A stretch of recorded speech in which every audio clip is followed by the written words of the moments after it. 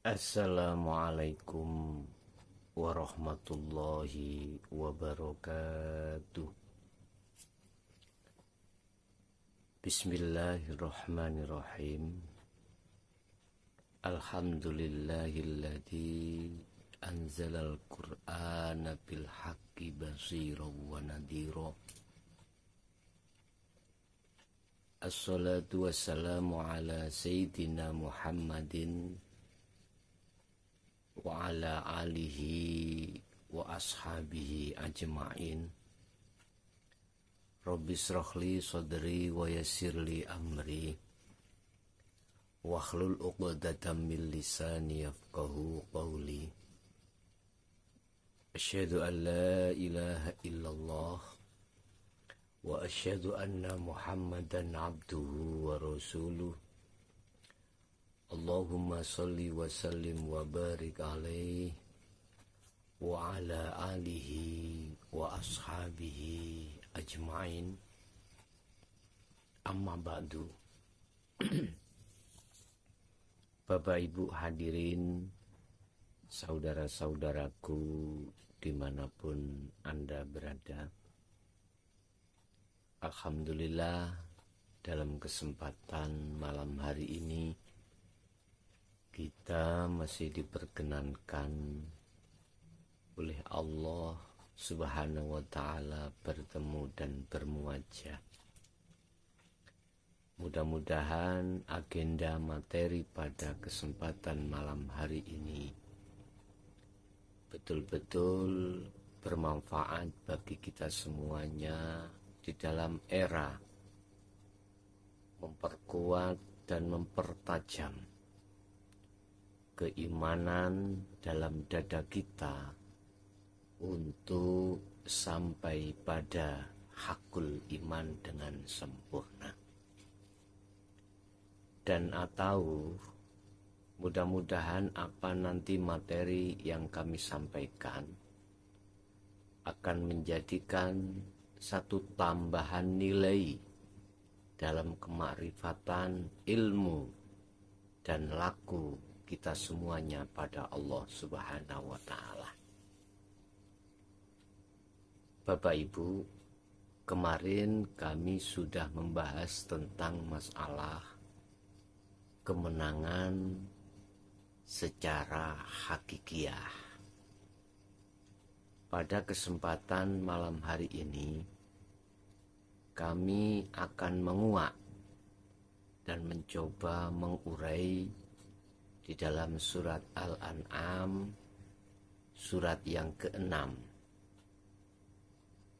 ayat 125, yang mengenai dua golongan. Satu golongan yang diberi petunjuk oleh Allah untuk senantiasa menerima tentang dinut tauhid, menerima tentang ajaran-ajaran ketuhanan, menerima hatinya tentang masalah hukum-hukum ilahiyah, sistem-sistem hati bagaimana bisa sampai pada Allah Subhanahu wa ta'ala. Dan golongan yang tidak bisa menerima tentang hal itu.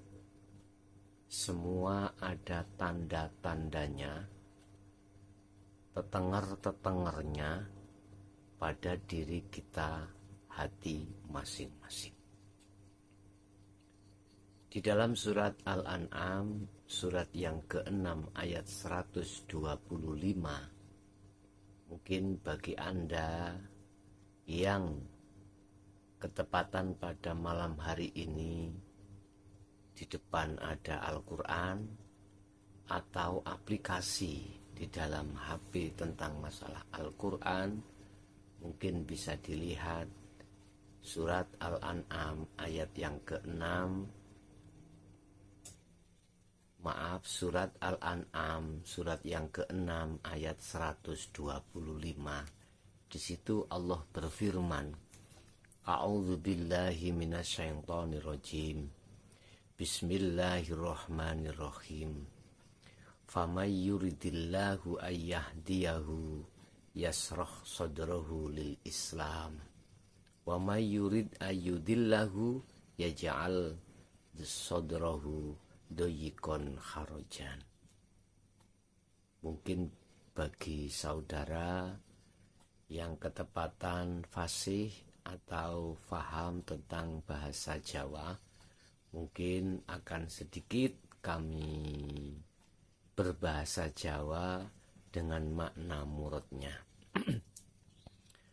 Faman mongko utawi sapane wong iku yuridi ngarepake sapa Allahu Gusti Allah. Ngarepake menyang apa ayah diahu ing yento aweh petunjuk sapa Allah hu ing man. Barang siapa yang dikehendaki atau dikarebkan Allah, dikehendaki Allah untuk mendapatkan atau menerima petunjuk, yasroh, maka mongko buka sapa Allah sadrahu ing dadane man.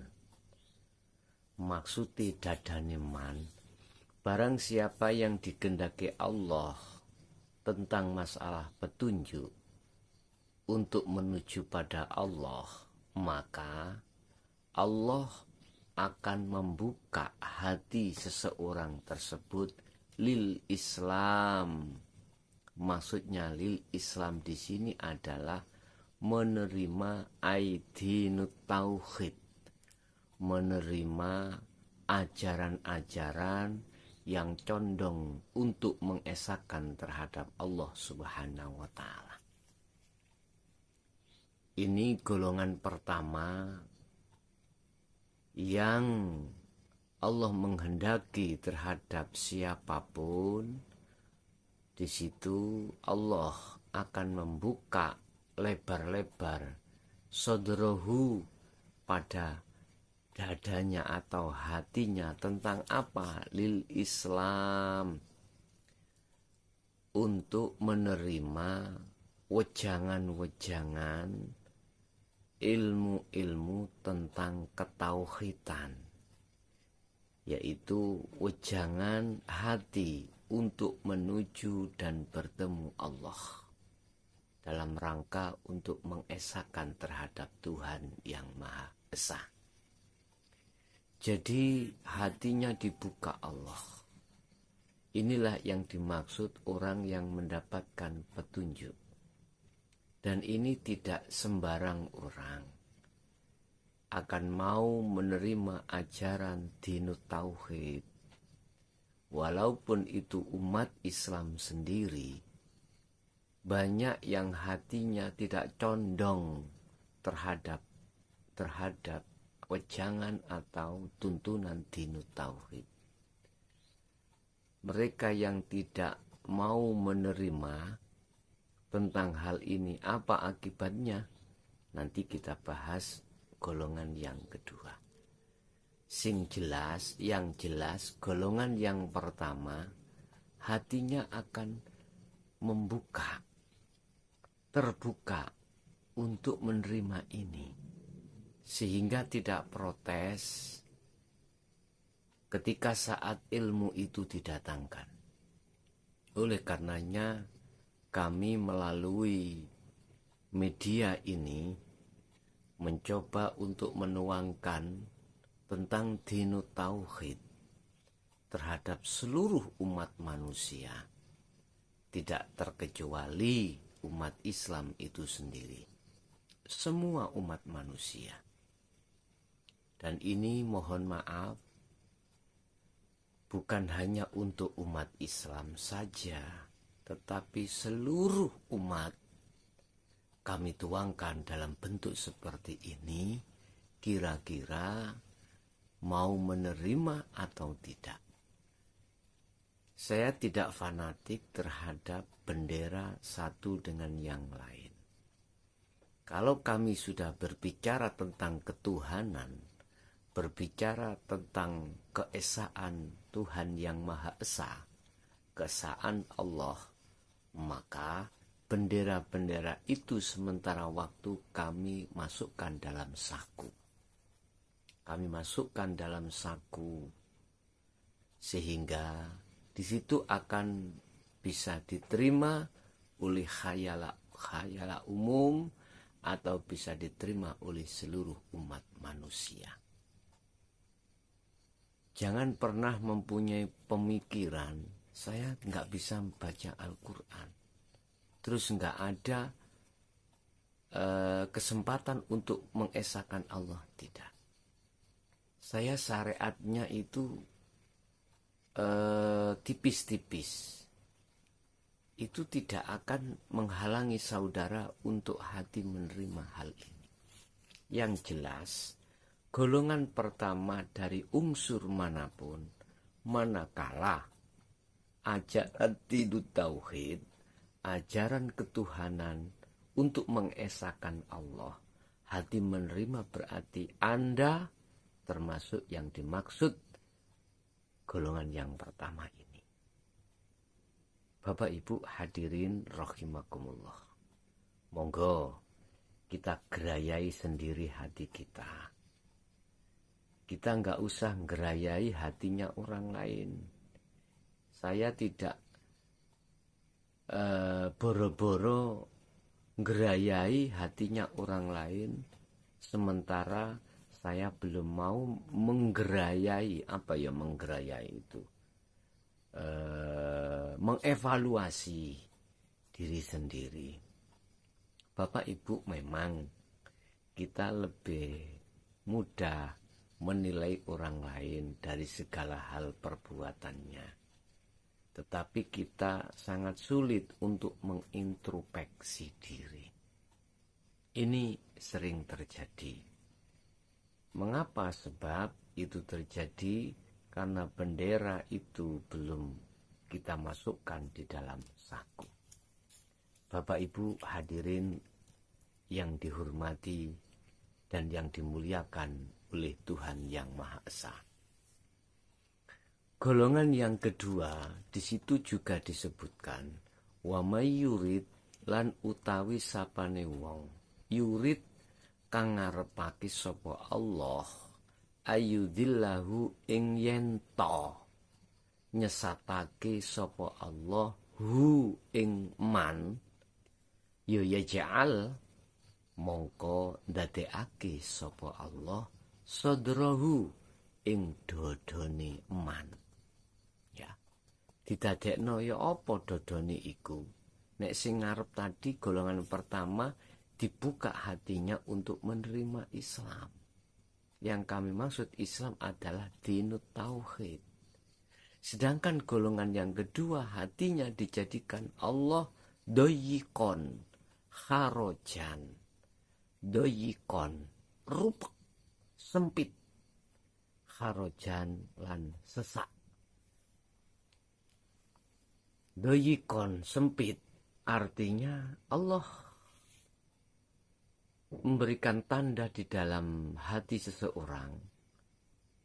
Kalimat sempit itu tidak membuka, tidak terbuka, sehingga ajaran dinut tauhid itu dianggapnya sesuatu hal yang salah, sesuatu hal yang tidak benar, sesuatu hal yang menyesatkan. Hati saudara akan berbicara seperti itu secara otomatis. Secara otomatis. Kharojan, sesak. Artinya sesak. Ketika wejangan atau ilmu itu dituangkan atau dijelaskan, maka protes hati kita. Kalimat sesak adalah sakit. Sakit. Mengapa sakit? Karena di dalam hati kita banyak penyakit. Bagaimana di situ? Penyakitnya hati kita adalah duniawiyah. Subhanallah. Disitulah tempat mereka golongan yang kedua, di mana dia doyikon, hatinya sempit, rupek. Jadi tidak mau meng-welcome, tidak mau untuk menerima. Sehingga ujung-ujungnya dalam hati kita mengatakan, aliran ini, ajaran tauhid ini nggak benar. Ajaran tauhid ini sesat. Itu menurut hati yang dadanya seperti itu, yang nggak mau menerima. Harajan. Harajan di sini adalah sesak sakit. Manakala ilmu itu didatangkan, ning hatiku loro. Hati itu sakit. Subhanallah ta'ala. Fi qulubihim maradum fazadahumullahu maradoh. Jadi sakitnya hati itu karena ada satu penyakit tidak kunjung sembuh, malah tambah sakit. Apa sebabnya Bapak Ibu? Karena kita duduk manis di dalam hukum dohir saja. Sementara hukum batin itu tidak kita hiraukan. Inilah konyolnya kita sebagai manusia. Padahal jelas di dalam diri kita ada dua sifat yang saling bertentangan. Adalah sifat basariyah dan basiroh. Ini tempatnya nafsu ada 4. Basariyah menentang dari segala kebenaran yang datangnya dari Allah Subhanahu wa ta'ala. Sungguh, inilah karakter nafsu nafsiyah dan amarah. Selalu tiap saat dan waktu mengajak hatimu untuk melalaikan Allah. Mengajak hatimu untuk berkhianat terhadap Allah. Maksiat terhadap Allah. Maksiatnya hati pada Allah adalah hubbud dunya. Hati mencintai selain Allah.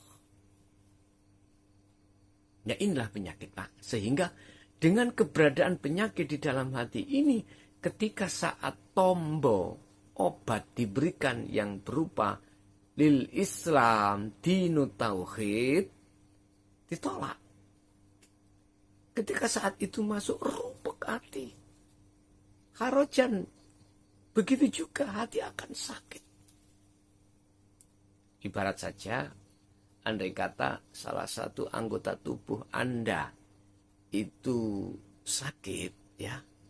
Katakanlah kena pisau.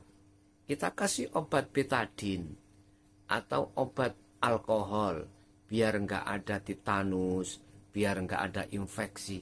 Jadinya perih. Perih. Ini kalau tidak Anda terima, maka muspro alias nggak ada gunanya yang namanya obat itu. Tadi Allah mengatakan, barang siapa yang dikehendaki Allah untuk menerima hidayah ini, maka hatinya dibuka oleh Allah. Yasrah. Allah akan membuka dadanya. Sadrahu, dadanya, hatinya. Lil Islam. Untuk menerima dinu tauhid. Tapi sebaliknya yang kedua. Justru dayikon. Rupek Pak. Akhirnya protes dengan ilmu ini. Diakibatkan karena di dalam hati kita banyak penyakit. Apa penyakit? Kita merasa lebih hebat. Kita merasa alim. Kita merasa kaya. Kita merasa tinggi derajatnya. Dan merasa pintar. Merasa lebih nomor 1. Nah, ini yang akan menjadikan sebab hati kita tidak mau menerima dinu tauhid. Padahal pada hakikatnya dinu tauhid didatangkan di tengah-tengah hati kita. Itu sebagai obat untuk mengobati hati kita yang berpenyakit. Justru yang kedua, golongan yang kedua menolak mentah-mentah. Sehingga jadilah hati yang dayikon, hati yang rupek, hati yang sesak. Saya tidak 1-2 kali saja ketika saat bertablik di muka umum mengurai tentang betapa pentingnya hukum hakikat. Mereka justru Sunda gurau, mencemooh, hatinya menolak. Ini golongan yang kedua, Bapak Ibu ya. Apa akibatnya? Konsekuensi dari golongan yang pertama dengan golongan yang kedua ada konsekuensinya masing-masing. Dalam bahasa logika, siapa yang terhinggap penyakit dan menerima obat itu akan kunjung sembuh. Siapa yang berpenyakit, obatnya itu didatangkan dan tidak mau untuk meminum, tidak mau untuk menerima obat itu, bagaimana? Itu Anda bisa menjawab sendiri. Sebab jasad fisik itu tembung isaroh, tembung sanepan, nembung no ayat tentang masalah hati. Hati juga begitu, tidak jauh berbeda. Hati yang berpenyakit, yang tidak mau menerima obatnya, pasti akan tidak kunjung sembuh. Bahkan Allah mengatakan di dalam surat Al-Baqarah, fi qulubihim maradun fazadahumullahu maradah walahum adzabun alimum bima kanu yaksibun. Penyakit itu tidak kunjung sembuh, bahkan bertambah tebal penyakit itu. Inilah akibat mereka tidak mau menerima. Akhirnya apa? Azab Allah akan mendatangkan. Contohnya doyikon, rupek ya, hati sempit, hati gelisah, hati sakit ketika saat itu didatangkan. Oke, Bapak Ibu, mudah-mudahan kita yang hadir dan sudah dipastikan yang hatinya meng-welcome tentang masalah hukum hakikat menuju ma'rifat, pasti akan rindu dan rindu. Walaupun ilmu itu dibolan-baleni, diulang-ulang, kita tidak akan bosan-bosan. Justru akan haus, semakin haus. Ini apa yang kami rasakan. Dan itu juga saudara rasakan. Manakala ilmu itu tidak hadir, hati terasa rindu, hati terasa ingin dan ingin kemana. Sebab banyak pengalaman di antara kita masing-masing. Ada di antara saudara-saudara itu berpuluh-puluh tahun mencari tentang penjelasan hukum hakikat dengan jelas. Itu kadang-kadang ada juga yang berpuluh-puluh tahun baru ketemu. Ada yang hitungan bulan juga ketemu. Yang jelas ini sudah saya terima informasi yang seperti ini. Bapak Ibu hadirin rahimakumullah. Memang zaman sekarang tidak sama dengan zaman dahulu. Zaman dahulu kita untuk mencari penjelasan yang jelas-jelasnya sehingga kita bisa faham. Itu ditempuh dengan tafakur. Sebab para mursyid guru-guru kita, mbah yai kita, manakala mewejang tentang ilmu dinu tauhid, itu mayoritas memakai bahasa isyarah. Sering kita sebut secara bahasa Jawa adalah tembung sanepan. Dan itu tidak salah bagi mursyid. Justru sangat bijaksana guru-guru dulu kita. Supaya kita mau melaksanakan tafakur dalam sebuah wejangan. Yang kedua, kita biar tahu rasanya soro itu bagaimana. Tetapi zaman untuk sekarang Allah mempermudah dan memodernkan keterangan-keterangan itu yang dituangkan dalam bahasa apapun sehingga jelas kita terima, akhirnya paham tentang ilmu makrifat. Tetapi perlu saya ingatkan, saudara jangan cukup berhenti di dalam makrifat ilmu. Jangan. Anda harus lakukan makrifat laku atau melakukan sebuah pengamalan yang benar. Itulah yang sering kami sebut sebagai munajat atau zuhud atau dan yang lain-lainnya. Bahasa Jawa nih, Anda harus bisa topo sak jeruni nggon rame lan topo ning nggon sepi. Ini sudah diberikan solusi oleh Allah di dalam surat Al-Kahfi ayat yang terakhir, kalau nggak salah ayat 120. Bagaimana kita mengamalkan dari sebuah kemakrifatan ilmu sehingga sampai bertemu Allah Subhanahu wa taala. Bapak Ibu, itulah apa yang bisa kami sampaikan. Mudah-mudahan bermanfaat bagi kita semuanya sebagai umat manusia, khususnya terhadap anak didik kita, anak istri kita. Semoga Allah senantiasa memayungi hidayahnya sehingga mereka mau menerima tentang hukum hakikiyah. Akhirul kalam, ihdinas siratal mustaqim. Assalamualaikum warahmatullahi wabarakatuh.